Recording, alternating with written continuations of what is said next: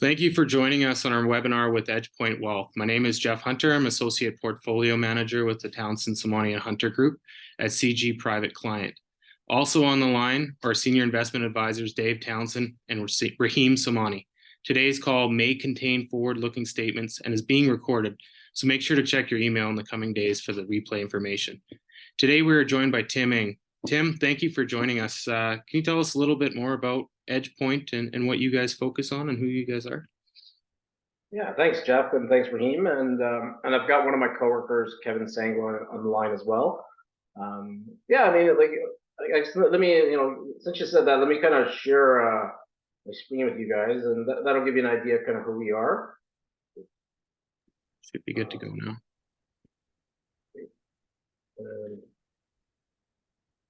Can you guys see my screen?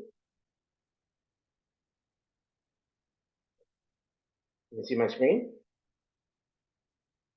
Yeah, so if you look at who Edgepoint Wealth is, just, kind of give you a brief kind of 2-minute rundown. We're a company that launched in 2008. We have 4 founding partners. You can see them here: Ty Usada, Patrick Farmer, Bob Crumble, and Jeff McDonald. And the reason we exist is we said, back in 2008, the industry and what we believe on the mutual fund side, the trust has been broken with the advisor and the client, where fund companies 30, 40 years ago were run by investment people and led by investment people, and they were managed by investment people. So what that led to was a focus on investment results over the long term. Over the last 40 years, there's been a massive amount of consolidation in this industry. And if you look at the bigger fund companies today, for the most part, they're run by non-investment people, managed by non-investment people. Could be sales, could be marketing, could be finance. So the focus hasn't really been on investment results anymore. It's really been an asset gathering, right? I mean, you've seen thousands of products launched every day, every month, and it's the hot flavor of the day. And we just didn't think that was right. So we started our company in 2008 with the focus that's run by investment people. So the 4 founders are investment people, managed by investment people, and it's really focused on investment results over the long term. If you look at kind of what we do, these are 6 bubbles here. I won't go through all of them, but it's really, these are highlights of what we believe makes us different. If you think about the one on the left, it's called one time test investment approach, which means we're not launching the hot funds of the day, right? We're sticking to what we're good at, what we believe we can make money for clients over the long term, which is fundamental investing. We didn't launch a weed fund 4 years ago, a crypto fund 2 years ago. We're probably not going to launch an AI fund in the next year or two like everybody else, right? It's not doing what everyone else wants to do. If you look at the next bubble on the second from the left, we don't work with a lot of advisors, right? Like, we work with a very select group of advisors, institutions around the world. And again, it's really trying to make sure we're working with the right partners that have a long-term approach, know where to position us in a client portfolio to make it properly diversified. And then you've got a bunch of other things that you can see on this list here. And what I believe one of the most important ones is far right. It says 363 million. That's how much money we have invested of our own money alongside of our investors. And for most of the senior people in the firm, we have essentially 100% of our investable assets invested alongside of our clients. And some people believe that's very important, right? And then obviously the third box from the left is probably the most important. In the end, we're here to make money for our investors, and we've made about almost $14 billion since inception for our investors, and that's really what we're here for, right? All the other things that we do give us the better chance, we believe, over the long term, to make money for clients. So that's really kind of the nuts and bolts of Edgepoint. If you look at how we manage money, it's pretty simple, right? It's we're looking to buy a good business, right? And it's funny, like, people say, well, who would say they're going to look for buy a bad business, right?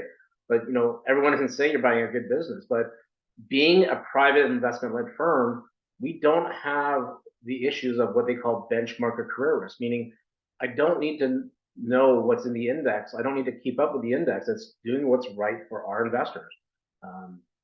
And then not only are you looking for a great business, and that might be the easier part, it's really we're sometimes a good business may not be a good investment. And where we find a good investment is, can we make money in this idea? And a lot of the times, if you have the same thinking as the market, you're just going to get market returns. What we need to do at Edgepoint is find a good business and have a different way of thinking what the market thinks about a business. And that's where you make outsized returns. And that's really kind of the crux of what we do. You know, as a result, if you look at Edgepoint, we've been around since '08, like I mentioned, but the way we've managed money with Bob Kremble, one of our founders, if you look at the top right, this is the Trimark Fund versus the index.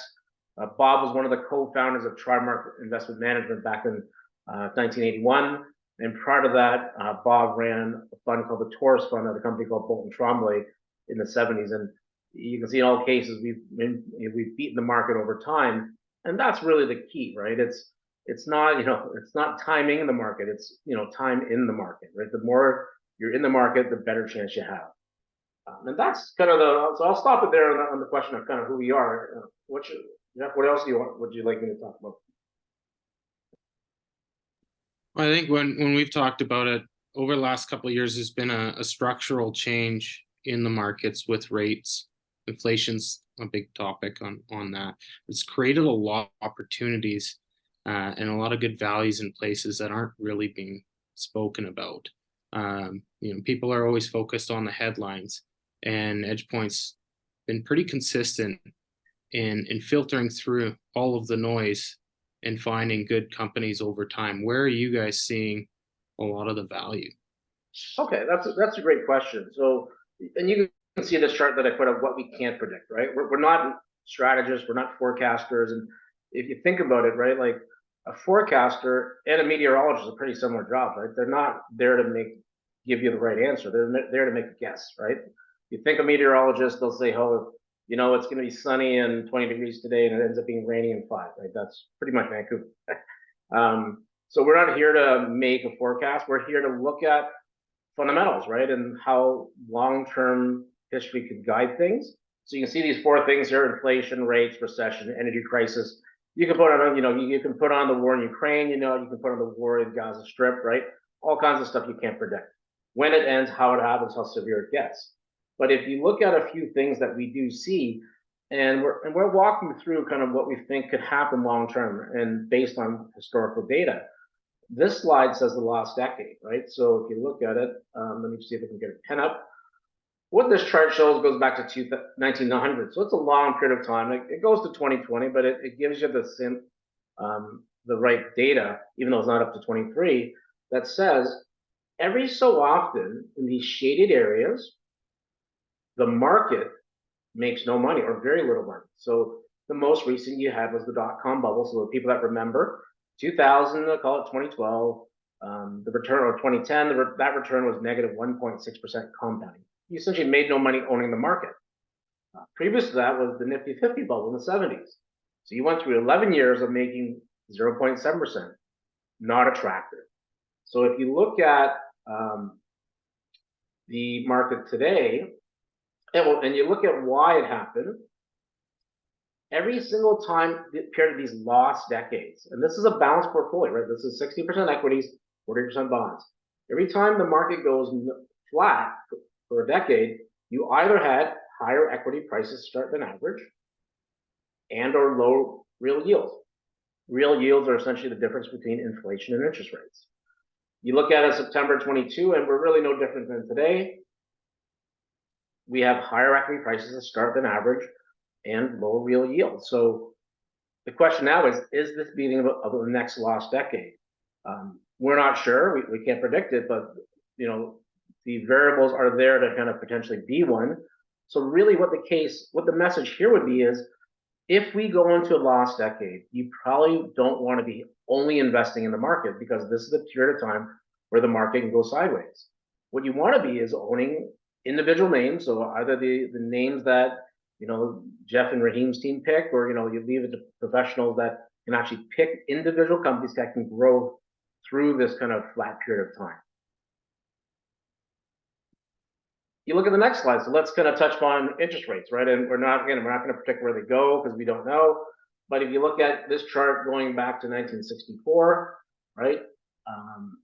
If you draw a line in the middle where rates are, I don't know, I mean, I'm drawing it very rudimentarily, but you're probably gonna have an average over the last 60 years about a 5% interest rate. So if you look at interest rates today at a 5 and change, okay, sure, maybe they can go up a bit, maybe go down a bit, but you probably should budget your finances around 5%, give or take a little bit, right?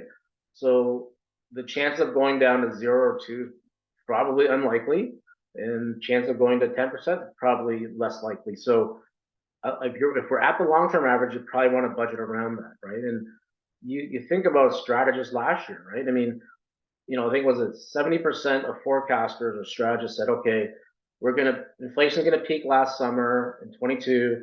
It'll go down to 2% by year end. Rates will follow along, and then by mid-year 23, we're gonna go into recession, and then rates will come down even more. If you think about it, most of those predictions were wrong. They predicted, I guess, correctly that inflation peaked last summer.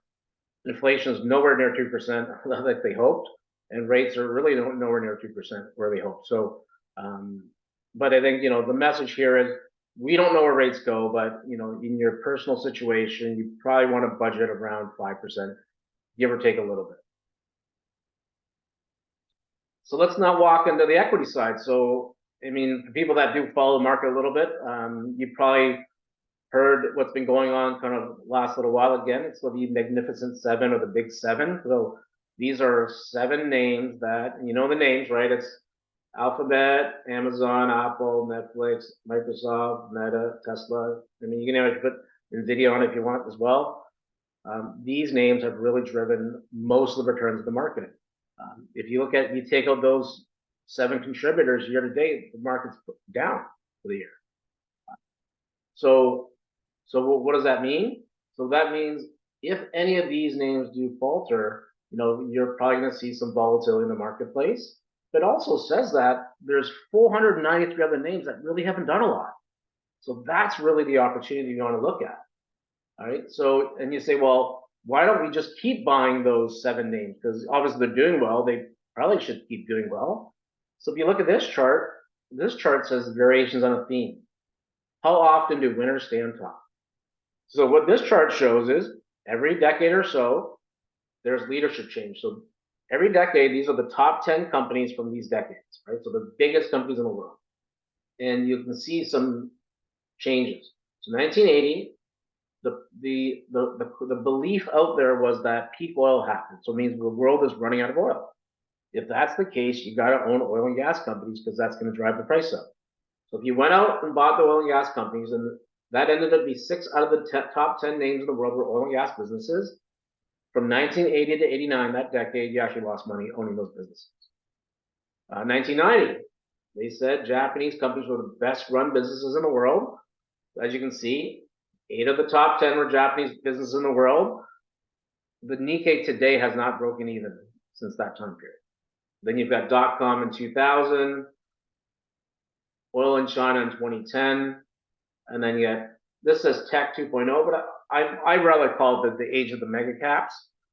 So you see that there is leadership change every single decade.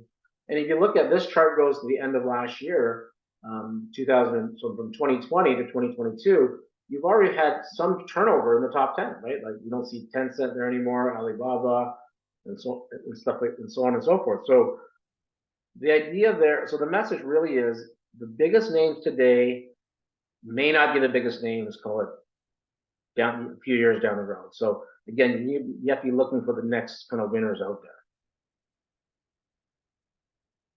So let's talk about something else in terms of what we're seeing in the marketplace. So this chart, history doesn't repeat itself, but does it rhyme? What this chart shows is going back to 85 to June of this year. What it shows is the price difference, the valuation difference between 2 different areas in the market. You've got the NASDAQ 100. So for people that know, the NASDAQ is a kind of an index where it's not just tech companies, but they're typically kind of higher growth businesses in the market. But they're not just tech, but they're the 100 largest names in the NASDAQ. And the Russell 2000, which is essentially the small cap market. So what you can see in this chart is The valuation difference right now is 7.7 as of June. The average is really 2.94. And the last time we had this type of difference between NASDAQ 100, so the bigger names of the NASDAQ, and the small cap market, was back in 2000. So again, what that tells us is, from a valuation perspective, the smaller names seem like a better opportunity, a better buy. And you say, well, why does it matter? Why don't we just keep buying these kind of big names, right? These big tech names. And you look at this chart is the story of Cisco, right? If you think about Cisco back in 2000, so that was the peak of the NASDAQ 100 versus the small cap market. If you bought Cisco in 2000 at $80 a share, and the idea back then with Cisco was, hey, you know what? This new thing called the World Wide Web is kind of cool. It might change the world.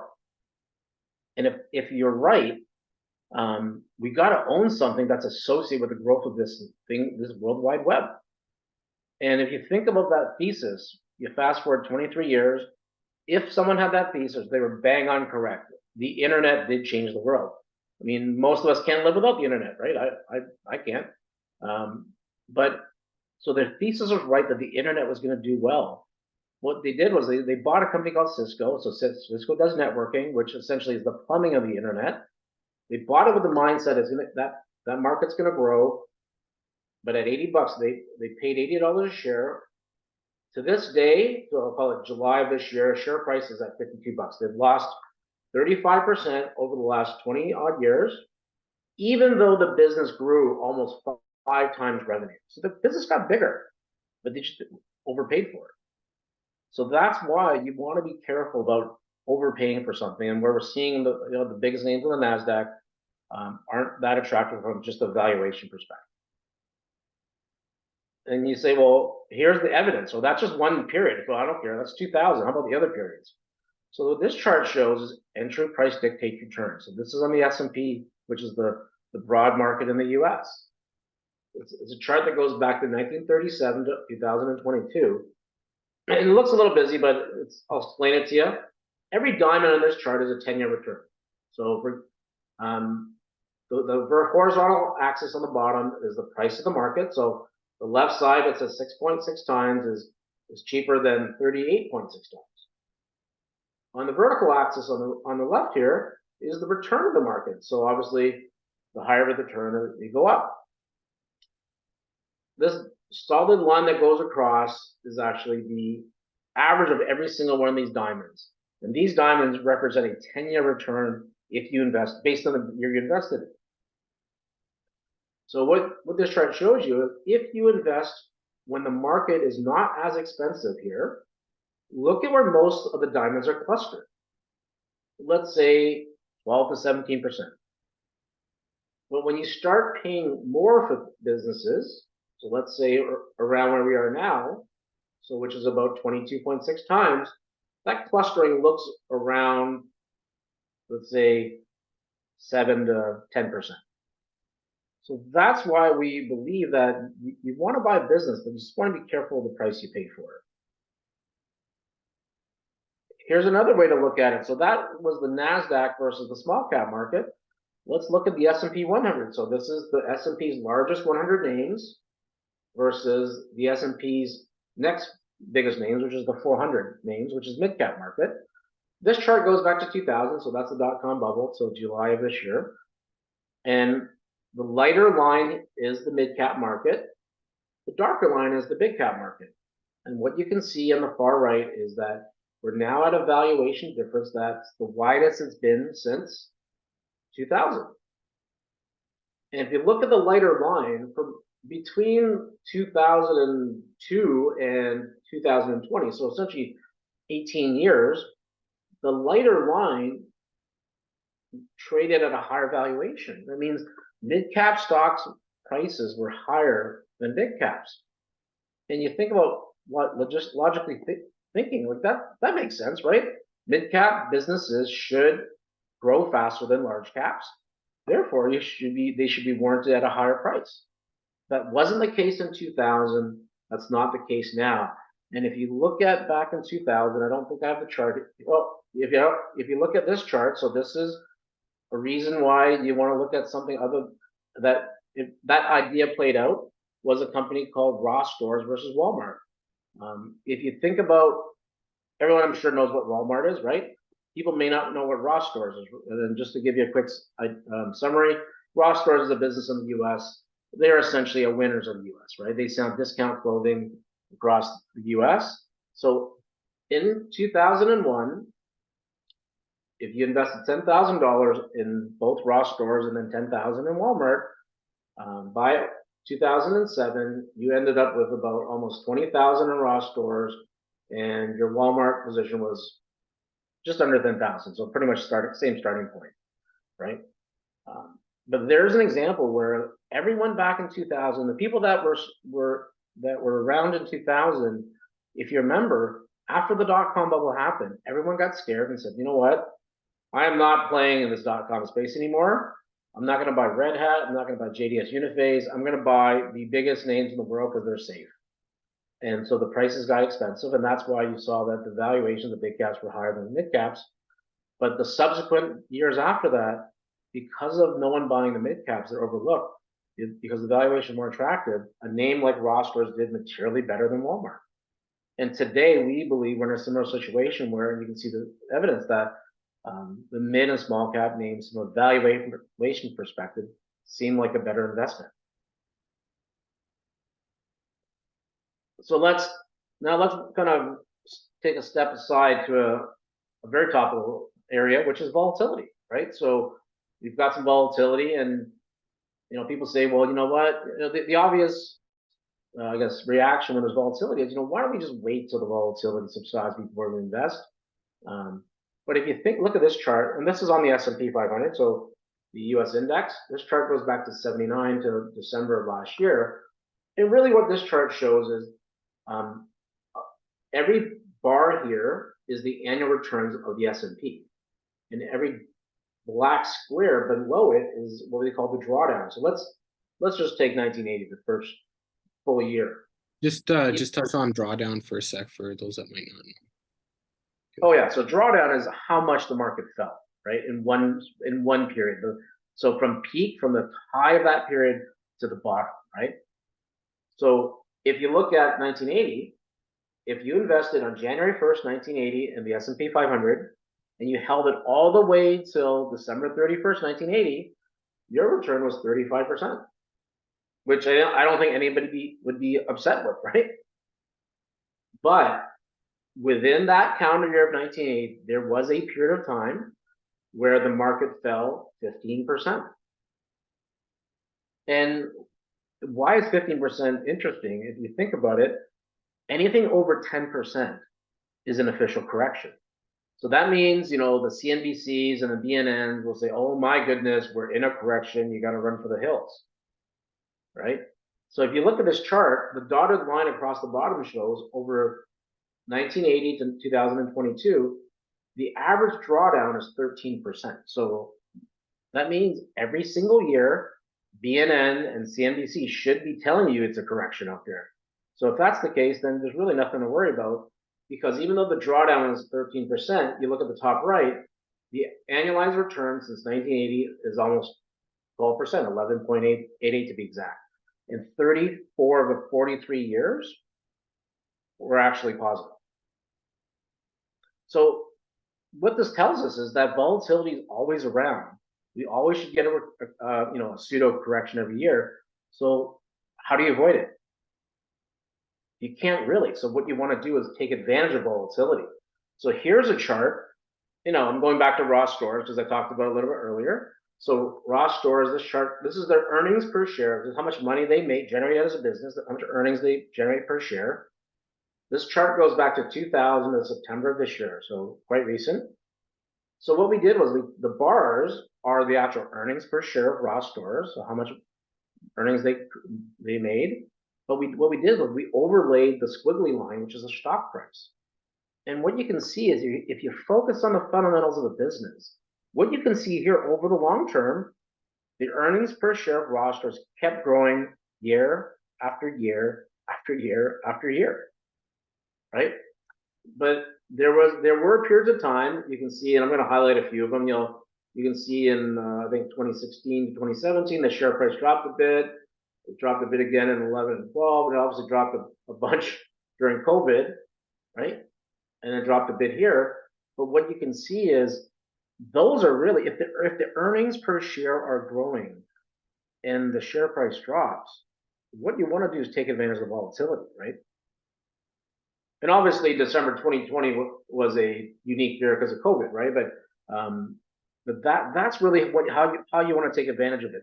If volatility is always going to be around, and that's the squiggly line, focus on the fundamentals of the business. If the business is still growing, those should be buy signals, right? And here's something pretty simple. And again, what should you focus on? What types of businesses? So, I mentioned, large caps aren't attractive valuation perspective, small mid cap stocks. But if you look at what type of businesses, it could be anywhere. It could be in industrials, it could be in technology, it could be in healthcare, it could be in financials. But really, the commonality is what you want to do is, based on this slide, is you want to buy a business that's this size today, which is kind of the little orange circle that on the left here, and you want to buy it. You want to think this business is going to grow to be a bigger circle in 5 years, right? That's really the ideal situation. But the caveat is you don't want to overpay for it. So you can see what usually happens. People will say, I love this business. I don't care what price I buy it at. I want to overpay for it. But in the end, they might be hurt because the share price might shrink. So the key is you want to buy a business that grows and you want to get it at the right price, right? So you look at, here's another company we can kind of go over as an analogy, right? This is Restaurant Brands International. For people that don't know Restaurant Brands, they own kind of 4 QSR companies, so quick service restaurants. So they own a company called Tim Hortons, which we all know about. They own Burger King. They own Popeyes, which is probably opening in an area near you in the near future. And they're also bringing out up to Canada a company called Firehouse Subs, which would compete against the Subway franchises and things of the world. So again, you're looking at the stock price versus the earnings per share from 2014 to 2023, August of this year. And you can see, for the most part, their earnings per share have been growing. And every time when you had a 16% drop in their share price in 2017, even though the earnings went from $2.56 to $3.50, that should be the buy signal, right? You had another drop, obviously COVID was a big drop at 46, and then obviously you had another drop in 2021, even though the earnings grew. So if you look at the estimated earnings per share, and this is not ours, this is the street's views. The earnings should be 438 in 23, 469 in 24, then 527 in 2025. So again, if the earnings of the business is growing, if the fundamentals of the business is growing, and you get volatility, that's the holy grail. That's where you want to take advantage of. And then so there's another one on QSR. I remember when we met like 10 years ago, you were doing the same thing with Tim Hortons, and which was a surprise to most was that in 2008, when everyone was freaking out that the world was kind of ending, their earnings grew from 2007 and then in 2009 as well. Yet the stock price went down and created a great opportunity. But I guess back to you. Yeah, and that's a good point, Jeff. And that's what we want to do is focus on the fundamentals of the business, because the market's really a voting machine, right? People get emotional in the market. And then lastly, I mean, again, just showed you again a different example focusing on the fundamentals, right? There's another company that out there called Tectronic Industries. You may not recognize them. They're actually a Hong Kong listed company, but essentially they're American. If you're a handy person, or have you ever gone through Home Depot, a bunch of their products like Ryobi wireless, like drill bits, drills and stuff like that. Milwaukee is also their brand. Dirt Devil vacuum cleaners are also their brand. And again, if you look at this business, right? I mean, over 2008 to 2023, their earnings per share, which is the bars, that's essentially grew year over year over year. And those are the type of businesses you want to focus on, right? And when the volatility hits, and there's always going to be volatility, take advantage of it. And that's it. That's really it. I mean, one of the going to touch base on is, so the takeaway really is, right, in, you know, volatility is always going to be around, so take advantage of it. What we see is that valuations in the small and mid cap names seem to be better than the large caps. And if you think about, if we go into this last decade where the market could go sideways, you want to pick individual names and tend not to own too much of the market. And with that, I'll see if there's any Q&A. And there is a little question box. Welcome to type in them, and we'll ask Tim or Kevin on your behalf. Rahim. Yeah, Tim, a great presentation.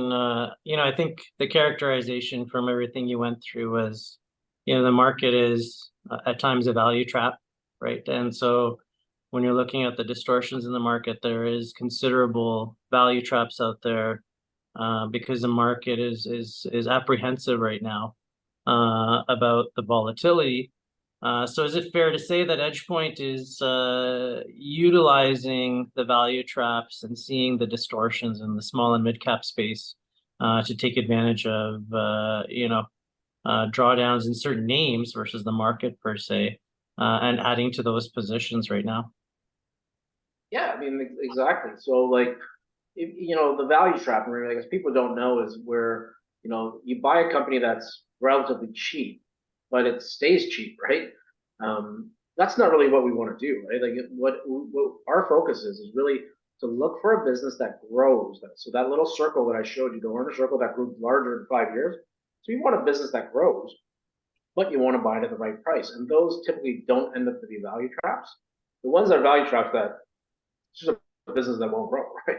That are still cheap, and they're cheap for a reason. So, but yeah, the ones that we believe have the ability to grow their business over the next, call it 5 years, that are trading at a very attractive valuation. And with this volatility, we're going to buy more of it, right? Like you look at this year, I think year to date in our global portfolio we've been running, we've added, as of June, it's a little dated, but we've added to about 6 names we owned already. So these are businesses that we've held prior to this year, but with the volatility, we've added more to it, right? So as a follow-up, one thing, can you touch on some of the 6 names that you added so that our clients and investors could get a feel for what you like? And number 2, considering that there's hundreds of thousands of companies out there listed globally, locally, and nationally, internationally, how do you come across the names you like? You know, what kind of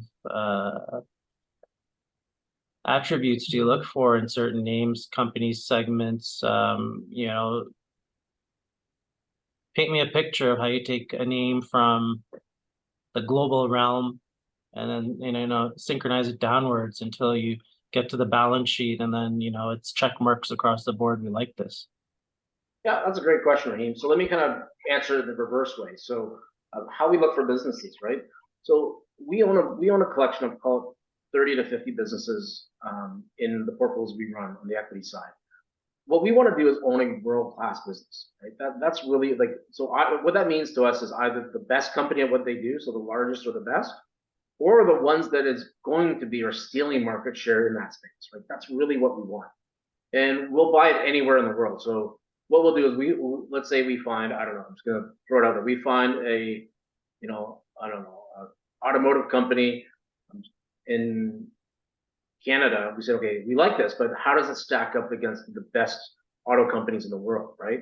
Is it the best or is it not the best, right? So we look at, say, what is the best business at what they do, and you know, should we own it? Typically, the best business of what they do don't come at a cheap price, right? Because they're good, they're good, so everyone buys it. So what that happens is that business stays on our watch list, and we have 15 investment team members. Each investment team member has many names on the watch list.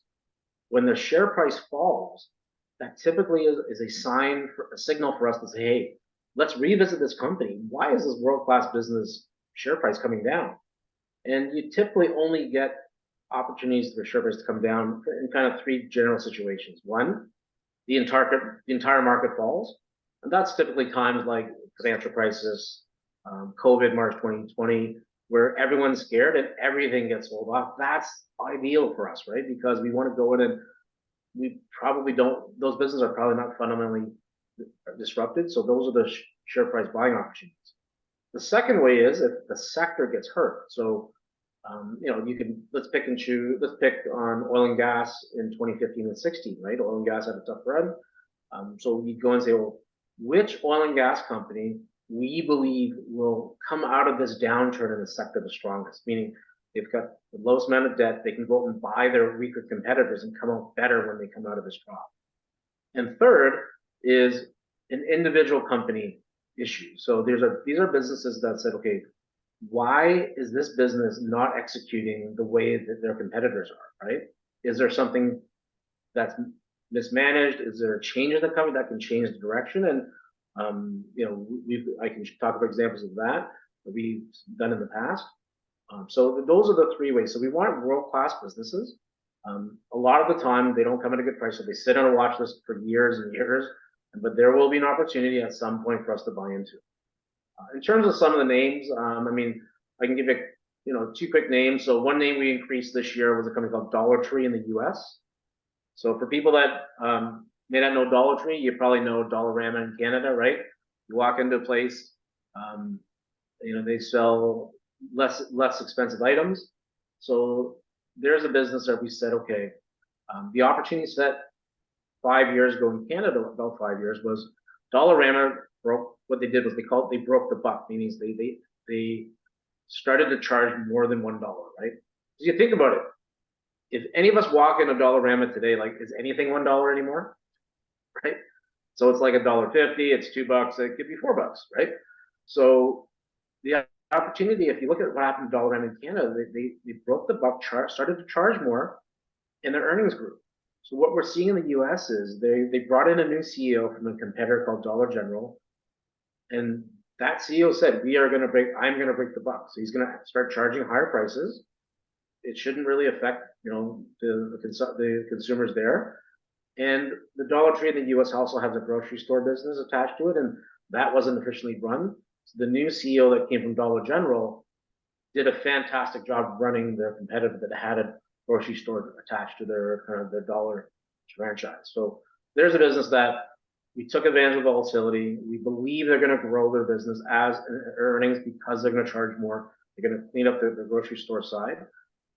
And think about it, like if we do get a recession, right? We're not calling for one, but if some people do, these type of dollar businesses should actually do quite well. Those are great and great examples. And, what we try to instill with a lot of our clients is that patience is a virtue in investing. If you have conviction and you like what you own, periods of volatility, and as you suggested, drawdowns create buying opportunities. With that said, what's the average holding period of a name that you would hold in the portfolio? Because it would kind of create a nice sort of perception into what value investing is. Yeah, that's a great question, right? So our turnover is typically about 20 to 25% a year. So that means if we're going to own about 40 businesses, we buy and sell about 8 to 10 a year. But I do have to, caveat that in the last few years, there's been extreme volatility, right? With COVID and stuff like that. So our turnover has probably been closer to 33%, a third of the portfolio.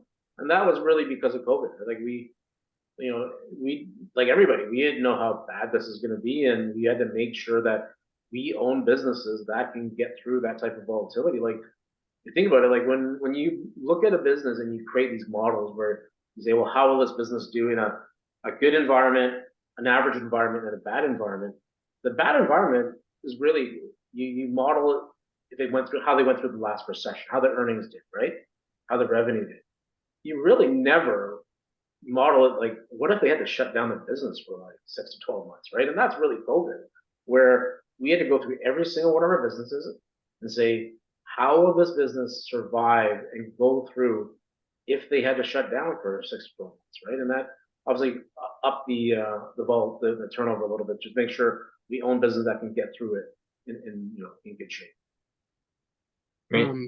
Quick question, you guys, your philosophy goes back down to the 70s. Can you talk about periods where you have seen the sideways move and how you guys performed over that time and how being different did deliver quality returns? Yeah, thanks, Jeff. If you look at the 70 to 81, so that was a period where the Nifty 50 bubble happened, where the market went flat. One of our founders, Bob Kreml, was running the Taurus fund back then. Essentially, you made no money investing in the market back from 71 to 81, but the Taurus fund that Bob was on returned 700% over that period by buying businesses that can grow in a tough period and not looking like the market. If you fast forward to 2000, so that's the dot-com bubble, from 2000 to 2008, almost a decade, that market was flat, right? And if you look at, we were running a fund called the Trimark Fund at a company called Trimark, and over those 7-8 years, the index was down about 1% a year, and we compounded at 7% a year. Again, by not owning the market and owning different names that we feel can grow through that type of market. Can you talk about businesses that you bought because you thought it would make money, but it didn't? And why was that? Oh yeah, okay, great. Mistakes. Yeah, you know what? Everyone makes mistakes. We're not immune to it. So let me pick one let me pick one in Europe. So we owned a company called Canaccord. Canaccord, what they do is they do servicing and maintenance of buildings. So like your building, Rahim and Jeff, when you go home at night, there's probably a cleaning service that goes through the office, vacuum, throws out the garbage, and all this, right? So that's essentially what Canaccord does in Europe, and they're the largest company, and so we said, okay, their mindset was to grow by acquiring more cleaning service companies or servicing companies, right? So the idea was they could buy more of these companies, they get bigger contracts from companies and governments, they get better deals from their suppliers for cleaning supplies and things like that.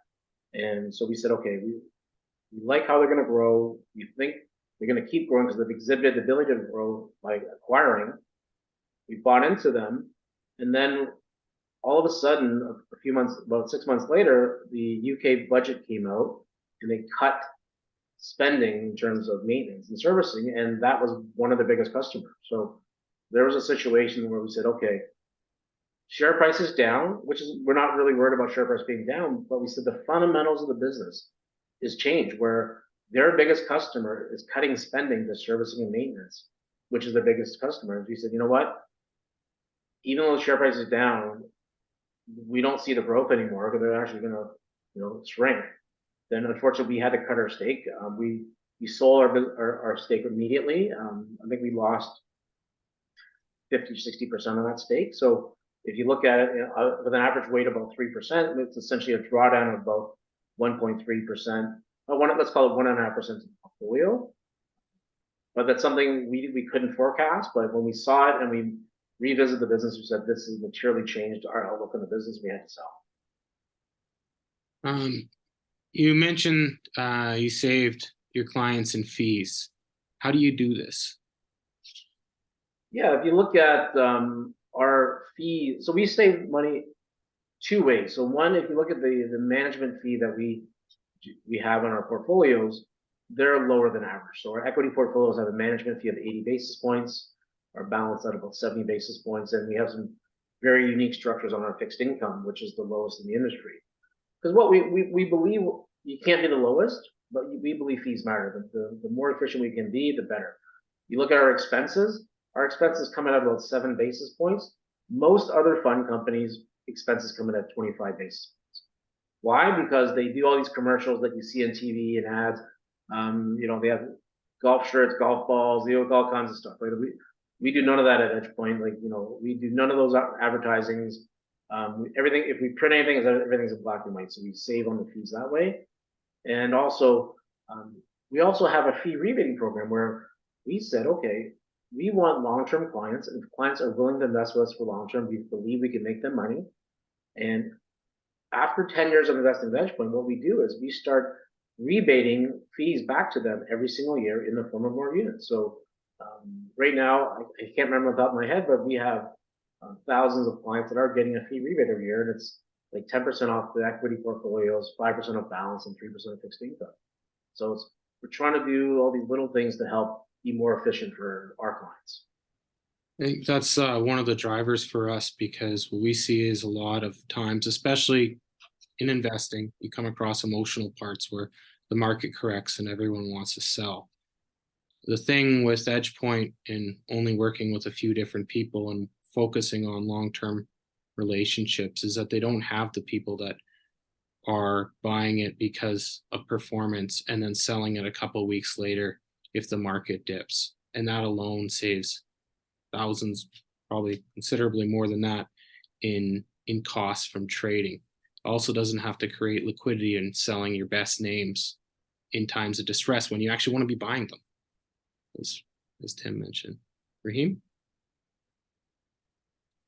Oh, great presentation, Tim, and it's great to partner with firms such as Edgepoint, because it really solidifies, our viewpoint. We're not generalist investors here. We don't carry a tool belt. We're not just looking to hit nails with a hammer. The biggest, I think, obstacle for most investors is to be aligned with a general viewpoint, and that's just following the herd, following the index, following the market. When you're investing for the long term and a number of other investors are redeeming or are scared of the market or don't understand exactly what they're doing, the 80-20 rule always applies, right? We want to be with the 20% that's taking advantage of novice investors or investors that are paranoid at times. That's how you create value and wealth, is you take advantage of those situations. So it's great to have Edgepoint alongside us to do that. Just a select few of groups we work with. So thanks for coming on. If there's any other questions, Jeff, I'll pass it over to you. Yeah, if you have any questions, feel free to reach out to Dave, Rahim, or myself. Thanks for sharing your lunch hour with us. We do appreciate your time, and look forward to chatting to you soon. Thanks, Tim. Thanks, Kevin. And we'll chat soon. Thanks, Jeff. Thanks, Rahim. Thanks, everybody.